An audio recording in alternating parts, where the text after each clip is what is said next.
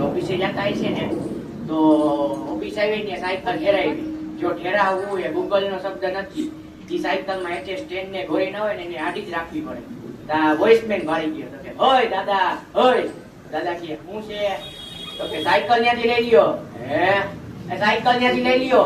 હા આ મોટા મોટા નેતાઓ આવતા હોય. હે એ મોટા મોટા નેતાઓ આવતા હોય. આ તો ભલે ના આવતા, અમે દાડું મારી દીધું છે. એમાં આપણે કેટલા ભાગશાળી 144 વર્ષે મહાકુંભ જોયો, રામ મંદિરની પ્રાણ પ્રતિષ્ઠા જોઈ, પણ મોદીજી પાસે શીખવા જેવું. કેટલો બુદ્ધિશાળી માણસ હો, અને ગુજરાતી જ કરી શકે હો.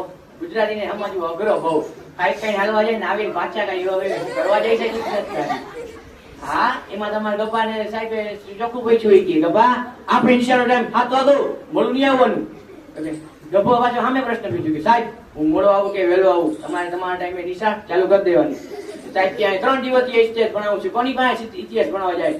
સાહેબ પછી મારો દાદો હજી જીવે છે, એની પાસે ઇતિહાસ પડ્યો નહીં. 70 વર્ષના જોકડે જ ચડ્યો હતો. બોલ મારે કે 2-3 તને પ્રશ્ન પૂછ્યો હતો. કે પ્રશ્ન પહેલો બોલ તો કે બાટલો ને બાટલીમાં શું છે? તો કે સાહેબ બાટલો નસ ગોતીને ચડાવવો પડે ને બાટલી તો શેની જ છે, ચડ્યા જ રાખે.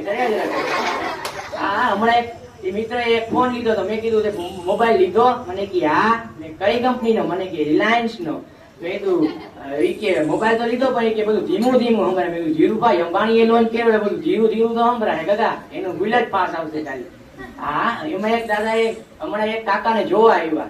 તો કાકાને જોવા આવ્યા ને તો વિચાર તો તમારે એ કરવાનો, કાકો કેવા 2.5 લાખ નો હશે, કાકાને જોવા આવવો પડે. તો કાકાને જોવા આવ્યા અને મહેમાન ને બધા બેઠા હતા. તો થોડીક વાર નહીં ઓલો છોકરો આવ્યો. એ કે બાપા રૂપિયો આપો રૂપિયો. થોડીક વાર તો કઈ જવાબ ન દીધો. વળી પાછો બીજી વાર પૂછ્યું. એ કે રૂપિયો આપો રૂપિયો. તો કીધું જરીક સાનો વેસ, મહેમાન બેઠા છે. તો કે મહેમાન હોય દઈ તો તમે રૂપિયો આપો, આડે દીએ ક્યાં તમે આપો જ છો? એટલે મહેમાન તો હું રૂપિયો ના આપે, 10 ની નોટ જ આપે. તો મહેમાને રૂપિયો ન આપ્યો અને થોડીક વાર થઈ તો કે ક્યાં છે ભાઈ? એ તો કે ઓલો કે ઓફિસે છે. તો કે ઓફિસ કાંઈ છે નહીં, ગામમાં હોટલે બેઠા હશે.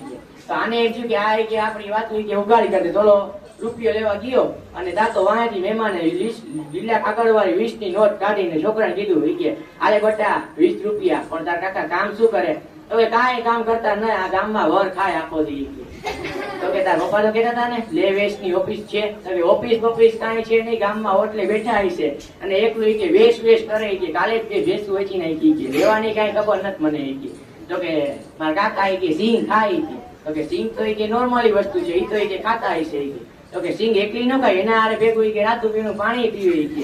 રાતું પીણું પાણી એકલું ન પીવે. એક સિંગ નો દાણો મોઢામાં લઈ અને પાછું કે ગુટુડ પીડે.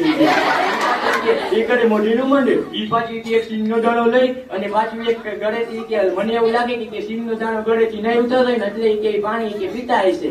એટલે એ કે તો કે તાર કાકા કે એમ તો કેતા હતા ને કે ઓફિસે છે. તો ઓફિસ કે કાંઈ છે નહીં કે તમે તો ઓલા મહેમાન કે તો કે જુગાર રમે કે તો કે જુગાર રમે કે તો પછી કે જુગાર કા રોજ ન રમે, એના કે ચોરી કરે. તો ઓલા મહેમાન તો પાછા વંડી ઠેકીને ભાગી ગયા.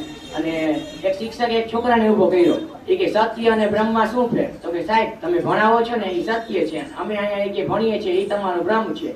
અને એક શિક્ષકે એક છોકરાને ઉભો કર્યો. એ કે છોકરા ઉભો થા, કે તાર પપ્પા નામ શું? તો કે નથી ખબર. તો કે તાર પપ્પા કેટલી સ્પીડમાં ગાડી કાઢે? તો કે નથી ખબર.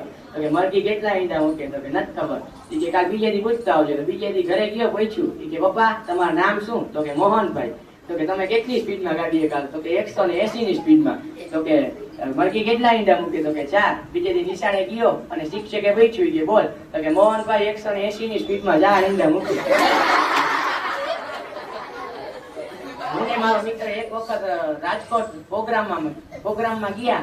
તો ત્યાં આરામ કરવા ગાડી ઉભી રાખી. તો કે મારો મિત્ર કે મારો ભાભી કે આટલો બધો રૂપિયા વાળો છે મને આજે ખબર પડી. કેમ? તો કે અહીંયા ડાયા અર્જન ની જમીન, અહીંયા ડાયા અર્જન ની જમીન, અહીંયા ડાયા અર્જન ની જમીન. મેં ડાયા અર્જન ની ડાયવર્જન લીધું બુદ્ધિ વગર ના ડાયા અર્જન. તો ચાલો અહીંયા હાસ્ય તમને મજા આવી સાંભળવાની જોક્સ.